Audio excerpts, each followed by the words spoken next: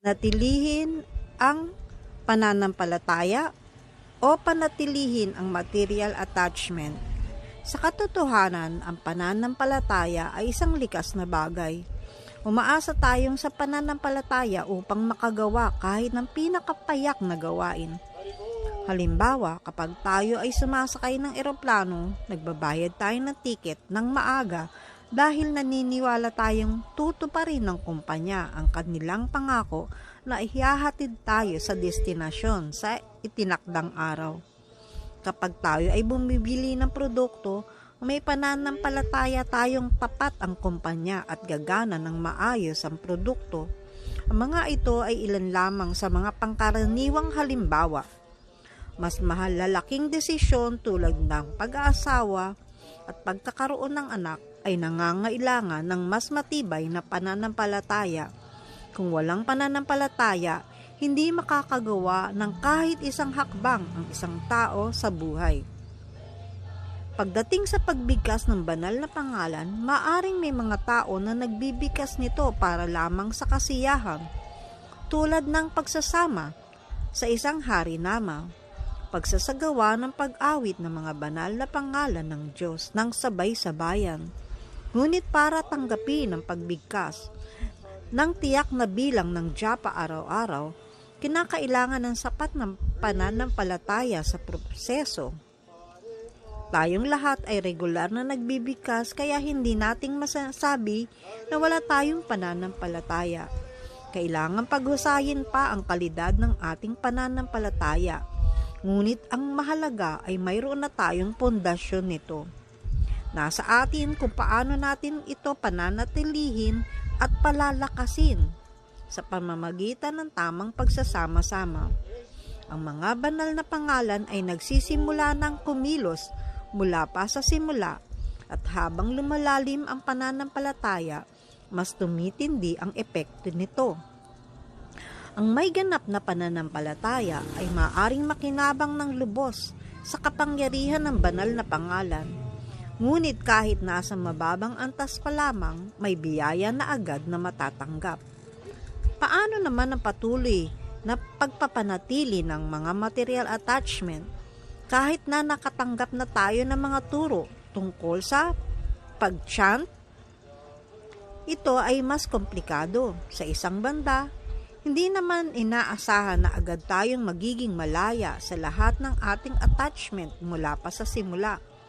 Ngunit sa kabilang banda, hindi rin natin dapat mahigpit na panghawakan ang ating mga attachment ng higit sa kinakailangan.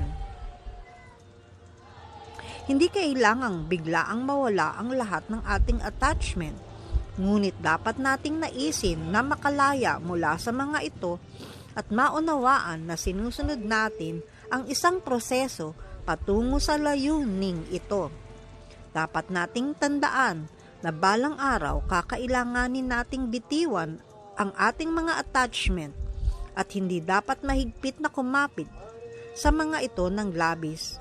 Ito ay isang unti-unting proseso at si Krishna ay laging nandyan upang tumulong sa atin. Ngunit dapat din tayong maging handang magpakawala kapag dumating na ang tamang oras. May mga sandali sa ating buhay kung kailan kailangan nating pumili at kung pipiliin nating manatili sa ating mga material na attachment. Sa mga mahahalagang pagkakataong ito, maaari tayong lumayo sa devosyonal na paglilingkod. May isang relihiyosong ginang na aking nakilala, nagkaroon ng ugnayan sa mga deboto. Bago man siya makatagpo ng mga deboto, halos sinusunod na niya ang 4 na prinsipyo ng espiritual na buhay. Dahil isa na siyang matandang babae, wala nang issue tungkol sa illicit sex. Hindi rin siya nagsusugal o gumagamit ng anumang pinagbabawal na gamot. At halos vegetarian na siya. Ang 3 bagay lamang na hindi niya matalikuran ay ang paninigarilyo, paminsang pagkain ng isda at pag-inom ng kape. Nang magsimula siyang makisalamuha sa mga deboto, narinig niya ang tungkol sa 4 na prinsipyo. Walang sino man ang naging mapilit sa kanya. Ngunit naramdaman niyang upang maging tunay na deboto, kailangan niyang talikuran ang tatlong bagay na ito. Nahikayat siya kay Krishna, ngunit sa parehong oras, gusto pa rin niyang manigarilyo at uminom ng kape. Siyempre, maari pa rin sana siyang makisama sa mga deboto kahit hindi niya agad tinalikuran ang mga ito. Ngunit nagdesisyon siya. Mas mahalaga sa kanya ang paninigarilyo at kape kaysa kay Krishna. Nang gawin niya ang desisyong iyon, unti-unti siyang nawala ng interes sa Krishna consciousness. Lahat tayo ay haharap sa ganitong uri ng pagpipilian sa ating buhay. Pipiliin ba natin ang isang bagay na makakatulong sa ating pagsulong sa espiritualidad o pipiliin natin ang panatilihin ang ating lumang mga gawi na humihila sa atin pababa? Sa tuwing pinipili natin ang mas mataas na landas, tayo ay sumusulong. Ngunit sa bawat pagkakataong pipiliin natin ang mababang landas, ang ating pag-unlad ay bumabagal. Ang mga debotong patuloy na gumagawa ng tamang mga pagpili ay madaling makakabalik sa Diyos sa pagtatapos ng buhay na ito. Samantalang, ang mga patuloy na kumakapit sa kanilang mga material attachment ay maaring kailanganin pang ipanganak muli. Nasa atin ang desisyon kung saan natin nais mapunta. Sa makatwid, ang tanong ay hindi kung dapat nating talikuran agad ang lahat ng ating attachment, kundi kung mayroon tayong pagsisiyasat sa sarili at handang bumitiw kapag dumating ang tamang oras.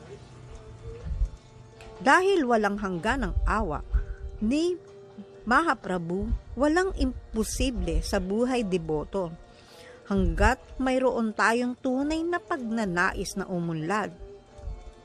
Ngunit kung wala man lang tayong pagnanais na magbago, magiging hindi tiyak ang ating espiritual na hinaharap. Walang pipilit sa atin na umalis sa mundong material. Ito ay isang desisyon na tayo mismo ang kailangang gumawa. Haribol.